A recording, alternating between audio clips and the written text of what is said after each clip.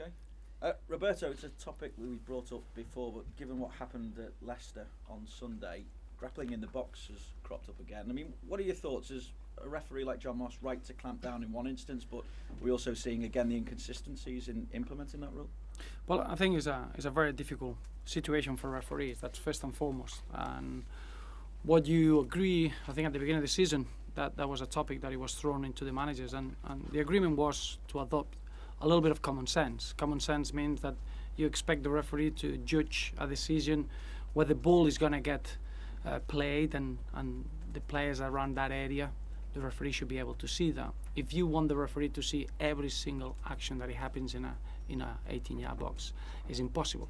So then you will have to go into video technology and having a fourth referee looking into those incidents, and we don't want that. We want to give the referee the power of make those decisions. Now, in a game, it's hard enough to get consistency from game to game, but I think what a manager will find very, very tough to accept is the inconsistency of a referee in the same game in both boxes. But believe me, this is probably the hardest action to referee from the officiating point of view. When it comes to your own squad then, is grappling, grabbing hold of a player in the box, is something you encourage or discourage? Is it a legitimate tactic? I don't think you encourage that. There is a lot of movement, there's a lot of bodies in a small space. There are many teams. You work hard on strategy, and that's going to happen. I think it's just the amount of contact, how much you stop a player from getting away. Remember that just is not a defensive maneuver. It's an offensive play as well. Many players block other players and it's a difficult job for the referee. As I say, I think is from the manager's point of view, is just allowing the referee to have a bit of a common sense and try to judge what he can see and where the ball is going to get played, but with consistency throughout the 90 minutes. So for yourselves, how are you injury-wise? I'm thinking Seamus Coleman, Leighton Baines, Aaron Lennon, Phil Jagielka and Tom Cleverley. Yeah, well, I think Phil Jagielka and Seamus Coleman will be definitely out of the derby. I think it's too early to make a final decision before the weekend. And then we're going to assess tonight's session. We're going to assess Aaron Lennon, Leighton Baines, Tom Cleverley, to have a final decision. They're very, very close, and we'll have a better idea if they are available for tomorrow.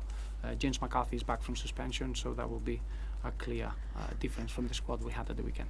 Given the likes of Connolly and Davis made first team bows at the weekend, how ready are they for a week that includes a Merseyside derby and an FA Cup semi-final?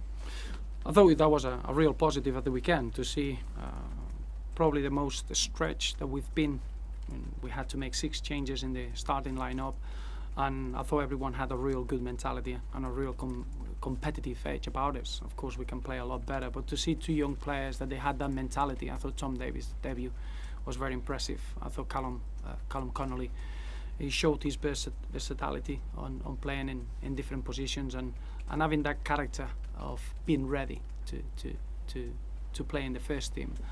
So it's not an accident. I think the young players that we got at the football club are ready mentally to get into the first team, and I think it shows the detail and the programs that these players are going under to be able to get that opportunity. So I've got no worries whatsoever. If there's any minutes or places that they need to be filled up by young players, we are in safe hands. While I appreciate there are a number of changes at the weekend, you now know that you're going to finish the season with the lowest home points total since it became 3 points for a win. Why again then is there such a disparity between that and the away form, which is the best record that it's been in years? Well, I think you said it. Our away record is the way forward.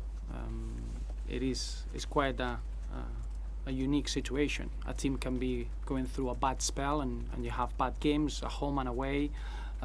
It's very, very rare to see a team that is so good and consistent away from home, and that's our situation. Is a Champions League form away from home, and that's what we have to address. There are many aspects that we could go into detail, but I think that's something that we need to do at the end of the season and make sure that our home form mirrors this year's away form, because that would allow us to fight for what we want in the league. So that's going to be a real important assessment at the end of the season. Is there something though that you as a manager have to do differently now to try and iron out the mistakes that have hindered the season? Again, you look back at the brittleness that was shown at the weekend after you'd obviously gone ahead in the game. I don't think it's a case of of addressing mistakes. It's a case of having a strong enjoyment playing at home and coping with the expectations. All we're doing is to try to play with a way that is going to be very effective, but it goes down to a model that it will allow us to be a winning team. In that respect, it's been very, very good in what we're trying to do. At home, our results haven't been good enough, and I'll take responsibility for it. But in the same way, away from home, we found the right consistency, and that's what we're trying to achieve as the Finnish article will be to achieve that away form at home. When you say you take responsibility then, Roberto, do you have to change your thinking a little bit? Do you have to be more pragmatic in terms of trying to grind out the results? No, at all, no. I think it's what it is. It's been very, very good in what you do. It's not a question of a style. As I say, if you will be a team that you can get wins at home or away, clearly you have to find solutions. What we're talking here is that try to mirror what we do away from home at home, and that's just becoming better in what we do, and that's where the focus is. So is this week then more than a defining week in the season? Is it a defining week in terms of your time here as well? It's a defining week, but with real excitement. To be in the semi-final of the FA Cup is an incredible opportunity, and it's something that we all very, very excited. But that's something that we're gonna address after Wednesday.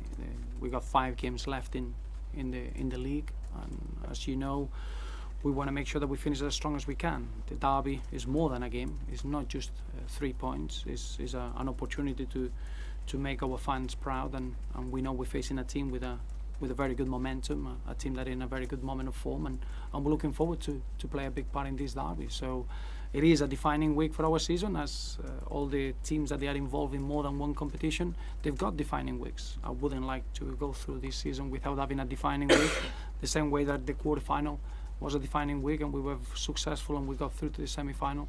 We're looking forward to be as good as we can and enjoy the big footballing occasions that we have in front of us. What would your message then be to the fans who've voiced a certain amount of dissent? The message is very clear, that we understand that nobody can be happy with the results that we had at home, but in the same way we're giving everything we got to try to replicate the away form into our home form, and then that we need our fans in order to be as good as we can in the FA Cup. Is the semi-final. It's going to be a big footballing occasion that as Everton we're extremely proud, and everything we do is to make our fans very proud, but without them we can achieve our best level, and that's what we have to start tomorrow. But given the criticism that you've received from them as well, do you feel you have to at least win one of these next 2 games to ensure that you retain the support at boardroom level as well? Football is about results, and is a results business, and I will never be stupid enough to look away from that aspect. The first day that I arrived at the football club, I'm the one that I brought the expectations on. I'm the one that I drive the hunger and the desire to take Everton where we should be, which is competing for silverware, competing for the best things, playing attractive football, playing teams eye to eye, and that's what we're going to do. And we're looking forward to the Merseyside derby, and we all know that we need our fans more than ever, and we need to fight every action on the pitch together, and it's an our opportunity to show how good we can be when we are together. And when you see speculation about your own future, do you have to seek reassurances from the likes of Bill Kenwright, and have you spoken to them? All it is about the players enjoying their football, having real clarity in what we want to do, and making our fans proud. It's not about the manager, and that's the least of my worries. That said though, what would it mean to you to win that first Merseyside derby in your time here? Well, at the moment it's just making sure that we regroup. I think it's been a challenging 2 weeks in terms of having 5 games in a short period of time. As I said before, the squad has been tested to the maximum, and I think we reacted extremely well towards adversity. I've been very, very pleased with the reaction of every single player in the squad, even the young players that they've been forced into the first team, and that's what we are as a football club, a club that we expect every player to be ready, and we're looking forward to the next 5 games in the league. The next one is a Merseyside derby that, as I said, brings an extra spice, and we're looking forward to challenge ourselves against against the neighbours. I have to ask you, though, again, speculation surrounding Romelu Lukaku, and this time reports coming out of Germany linking him with Borussia Dortmund, and even reports saying that he's been over there to see how the club works. What's your response to that? The response is very clear. You just said we are in our defining week of the season. If you think that we're going to be distracted by any reports, you're mistaken. We are very much focused on what we got in front of us. Romelu has been having a really, really impressive season, and it's very important that we all carry on with those standards until the end. So what part can this week play in persuading a player like that he can realise his future ambitions there? It's got nothing to do. This week he's got his own meaning, and the meaning is that we've been working for 10 months with the highest standards to try to be in a week like this. Looking forward to our derby, and then after that, looking forward to a semi-final of the FA Cup. You don't earn the right of being in a semi-final of the FA Cup overnight. You have to work really hard. You have to develop a strong mentality, and I think that's what we've done in the last 10 months. With the disappointments of having bad results at home, and with the excitement of having fantastic performances away from home. In the Cup, we've been very consistent, we've been very strong, and we earn the right of being at Wembley in the semi-final, and we'll enjoy that footballing occasion. Just one, if I may.